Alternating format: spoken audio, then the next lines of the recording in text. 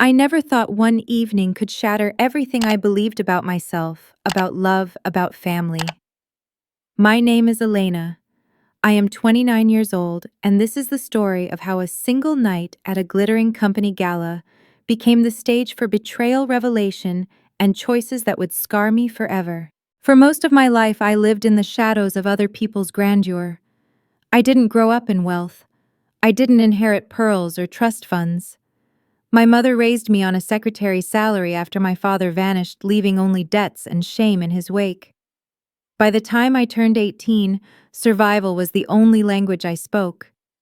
And when I found work as a nanny, I thought I had carved out a corner of peace in a world that had never been kind to me. That's how I met Ryan, a millionaire CEO, polished, commanding every inch, the man people whispered about in magazines. He was my employer and nothing more, or so I told myself in those early months. I was there for his daughter Sophia, a delicate, bright-eyed child still nursing the wounds of her mother's death. Sophia became my anchor. She reminded me what innocence felt like, what unconditional trust meant. I told myself I would never betray that trust. But hearts don't listen to promises. Slowly, as nights stretched into whispered conversations in quiet hallways, I saw sides of Ryan. No magazine ever captured the exhaustion in his eyes, the loneliness he wore like a second skin, the grief that haunted him every time he tucked Sophia into bed. I tried to resist it, but something bound us together, something dangerous. The night of the gala was supposed to be just another test of appearances. He asked me to attend to accompany Sophia to help her feel less lost in a sea of strangers. But I knew the truth. He wanted me there beside him. My hands shook as I slipped into the gown he had chosen for me, a deep sapphire silk that felt like it belonged to another woman. When I caught my reflection, I hardly recognized myself. And when his eyes lingered on me that night, I realized neither did he. The ballroom glowed with chandeliers, laughter clinking against champagne glasses, women in jewels worth more than everything I had ever owned. I should have felt invisible. Instead, every gaze seemed to pierce me, curious, envious, condemning. They all wondered who I was, this nanny standing at the arm of a millionaire. And though Ryan's hand rested lightly on my back, steadying me, it also burned, because deep inside I feared they were right. I didn't belong there. Still, for a moment, it felt like magic. He introduced me to colleagues, his voice softer when he said my name. Sophia clung to my hand, smiling as if she knew I was her shield in that glittering jungle. For one brief hour, I allowed myself to believe I had a place in his world. Then came the whispers, the sharp laughter of women in diamonds as they leaned too close to each other's ears, the icy glares of business partners whose approval Ryan craved.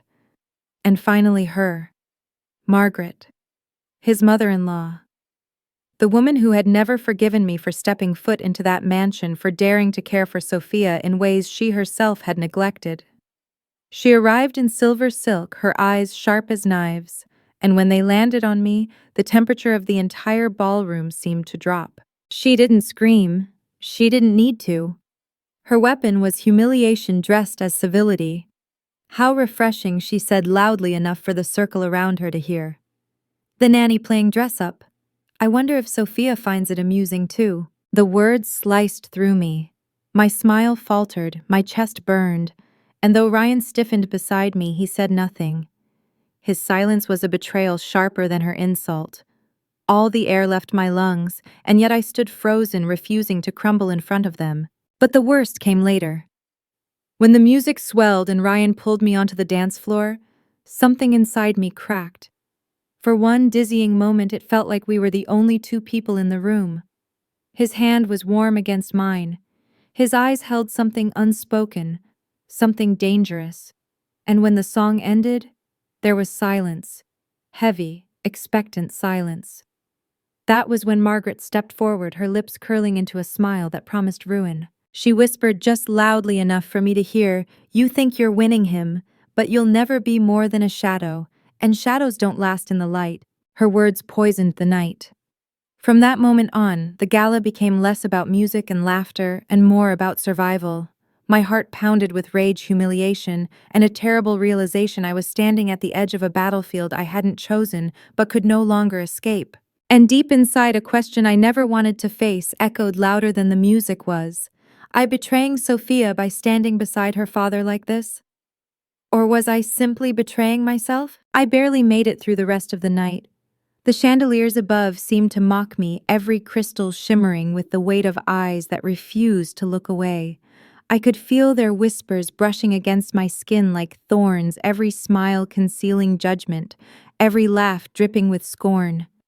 I clung to Sophia's small hand, using her presence as my anchor, but even her innocent chatter couldn't shield me from the storm gathering inside me.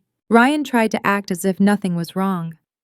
He leaned close, whispered reassurances that sounded hollow against the music, but his silence earlier still echoed louder than anything he said now. I wanted him to defend me, to stand firm against Margaret's venom, to make me feel like I belonged at his side. Instead, he watched me suffer, his jaw tight, his gaze slipping away whenever our eyes met. That was its own kind of betrayal, the betrayal of indifference. When the gala finally ended, I thought I would breathe again. But Margaret wasn't finished with me. She cornered me in the grand lobby, her pearls glinting under the lights like tiny shackles. Her smile was sharp, her words softer this time, yet crueler for it. "Don't mistake his silence for loyalty," she whispered. "He belongs to this world, and you don't. Leave before you're forced to." Her voice lingered long after she walked away. I carried it with me into the car ride home, where Sophia fell asleep on my lap, her tiny body curled trustingly against me. Ryan sat in silence, his fingers drumming lightly against the steering wheel. I wanted to scream at him, to demand why he didn't defend me, why he let his mother-in-law strip me bare in front of his world. But the words lodged in my throat, heavy and poisonous. When we reached the mansion, I carried Sophia upstairs, tucking her into bed as she stirred softly. Her hand reached for mine in her sleep, and I felt my heart splinter. She didn't see me as a stranger, as someone unworthy. To her, I was safety, love, home. And yet the world outside that bedroom door wanted to erase me. Later that night, Ryan knocked gently on my door. He looked tired, his tie undone, his eyes clouded. For a moment I thought he would finally speak, finally choose me, but instead his voice was quiet, measured. "It might be best if we put some distance between us, for Sophia's sake, for appearances." Those words gutted me. My chest burned with the force of holding back tears. I wanted to ask him, distance for whom, appearances for whom? Did he mean Margaret? The boardroom full of men who cared more about their reputations than his daughter's happiness? Or did he mean himself, too cowardly to stand by what he felt? I closed the door that night without answering him. I lay awake for hours, staring at the ceiling, feeling the weight of his silence crushing me. And in that silence I realized something painful: love was not enough. Not when it came wrapped in shame and secrets, not when it asked me to shrink myself just to fit into a world that wanted me invisible. The next morning, the walls of the mansion felt like a prison. Every step echoed with judgment. Every glance from the staff carried pity or curiosity. I was trapped in a house that was not mine, clinging to love that refused to claim me. The boys and the maids whispered about the gala, about the way I looked beside Ryan, about the cruel words Margaret had flung like knives, and though I pretended not to hear, every word cut deeper into the wound. I thought about leaving, packing my bag, slipping out the door before anyone could stop me. But when Sophia ran into my arms, her little voice begging me not to go, I froze. Could I really abandon her? Could I leave Ryan to Margaret's poison, to his own silence, knowing the damage it would do? The questions haunted me. And with them came another darker one: if I stayed, would I be betraying myself? Or would leaving mean betraying the only child who ever trusted me completely? I didn't have the answer then. But I knew one thing: the gala had changed everything. And the storm that had begun on that glittering night was only just beginning to break. Days after the gala, the air in the mansion grew heavy with something unspoken. Ryan buried himself in meetings, disappearing into his office for hours, sometimes not even coming home until after midnight. Sophia clung to me more than ever, her bright smile dimming as she sensed the tension. Even at her age, she knew something had shifted. Children always know. Margaret made her presence felt in cruel, calculated ways. She began visiting more often, sweeping into the house as though she owned it, her heels striking the marble floor like gavel blows. She'd sit in the living room with her sharp perfume clouding the air, her voice cutting through conversations with barbed remarks. "The child needs stability," she'd say loudly, pretending to address Ryan but always staring at me, not a nanny playing house. Each word was a dagger, and Ryan's silence drove them deeper. He never defended me, not once. He'd press his lips together, shift in his chair, and let her poison drip unchecked into the air. That silence hurt more than Margaret's insults. It told me I wasn't worth the fight. One afternoon, as I was helping Sophia with her reading, Margaret walked in without knocking. Her eyes narrowed at the sight of the child curled against me, her small head resting on my shoulder. "Don't let her get too attached," Margaret said coldly, "or she'll only suffer more when you're gone." Sophia looked up at me with wide, confused eyes. My heart cracked in two. How could a grandmother speak like that in front of her own flesh and blood? I wanted to scream to tell Margaret she was the one who was breaking Sophia piece by piece, but my voice failed me. I simply held Sophia tighter, silently promising her I wouldn't let go. Later that night, I confronted Ryan. My hands trembled, but my voice was steady. "Do you hear what she says to me? To Sophia? How long will you let her tear me apart?" He rubbed his temples, exhaustion etched into every line of his face. "You don't understand," he whispered. "Margaret controls too much. The board listens to her. If I go against her..." His words trailed off. He didn't finish, but I heard what he couldn't say. "I'm too afraid." That was when I realized love alone would not save me here. Love was fragile in a house built on power and appearances. And if Ryan would not fight for me, I would have to fight for myself. But even as I tried to muster strength, betrayal came from an unexpected corner. One evening I overheard Margaret on the phone in the garden. Her voice was sharp, deliberate. She wasn't just attacking me, she was plotting against Ryan. She spoke of business deals twisted behind his back, of board members she had swayed, of a plan to strip him of his power entirely. My blood ran cold. She wasn't protecting her family as she claimed, she was dismantling it from within. And Ryan, blinded by loyalty to a ghost, was letting her. I should have told him immediately. I should have stormed into his office with the truth. But something stopped me. A dark, dangerous thought crept in, one I had never dared before. Maybe this was justice. Maybe losing everything was the only way Ryan would finally see the truth, not just about Margaret, but about me. The thought burned me with guilt. Yet it lingered, because for the first time I realized I held power. I knew the secret that could unravel Margaret's control, that could bring Ryan to his knees. The question was, would I use it? That night, as I watched Sophia sleeping peacefully, her small hand clutching mine, I whispered a promise to her in the dark. "I'll protect you, even if it means burning everything else down." And in that moment, I knew the storm was no longer just approaching. I was becoming it. The breaking point came faster than I expected. The mansion, once silent except for the soft hum of chandeliers, became a battlefield of whispers and slammed doors. Ryan's empire was crumbling. Rumors of betrayal within the board spread like wildfire. Clients pulled away, and Margaret tightened her grip with every passing day. I could see it in Ryan's eyes. Exhaustion, shame, and a hollow fear he tried to mask behind cold silence. I wanted to save him, but part of me also wanted him to feel the same abandonment he had forced on me. Every time he let Margaret humiliate me, every time he chose silence over courage, a seed of bitterness grew. And yet, I loved him. Love is cruel that way. It knots itself around your wounds until you can't tell where the pain ends and the devotion begins. The truth weighed heavily on me. I still heard Margaret's voice in the garden, plotting to strip him of everything.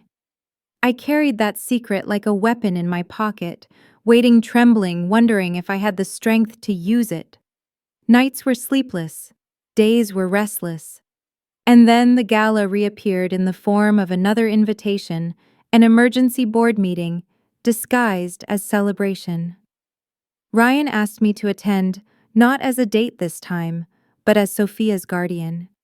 His words were careful, but his eyes betrayed something raw, something close to desperation. I wore the same sapphire gown. This time it felt less like borrowed magic and more like armor. When I entered that ballroom, I wasn't the timid nanny anymore. I was a woman standing at the edge of war. The air buzzed with tension. Whispers swirled around us sharper than champagne bubbles. I could see Margaret across the room, her pearls catching the light, her smile thin and sharp. She looked at me as if she already knew she had won. Ryan moved stiffly beside me, nodding at colleagues. His charm dulled his authority slipping. Then the meeting began. Under the golden chandeliers, Margaret stood before the board, her voice commanding, her words dripping with venom dressed as concern. She spoke of instability, of poor judgment, of how Ryan had been blinded by personal entanglements. Her gaze slid toward me as she said it, the crowd following her eyes. My stomach clenched, heat rising to my face. I was her evidence of his weakness. And then something inside me snapped. I stepped forward. My voice trembled at first, but anger steadied it. "You talk about weakness." I said, my words slicing through the murmur of the room, but weakness is hiding behind lies. Weakness is poisoning your own family while pretending to protect it. The board shifted uneasily. All eyes turned to me.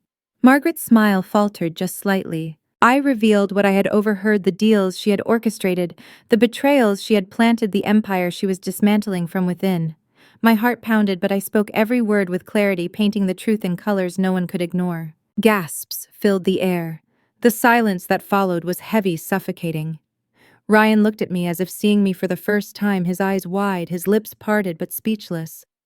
Margaret's face hardened into stone, her mask finally cracking. When it was over, I stood trembling, breathless, the room spinning around me. I had done it. I had betrayed her to save him. But as the board erupted in murmurs, and Ryan's gaze locked onto mine, I realized something terrifying. I hadn't just saved him. I had changed everything. Because the look in his eyes wasn't just gratitude. It was something deeper, heavier. And I wasn't sure if it was love or the beginning of another kind of chain. That night, as the ballroom lights dimmed and the crowd scattered, Ryan found me in the corner. His hand reached for mine, his voice barely a whisper. "You saved me." My heart raced, my throat tightening.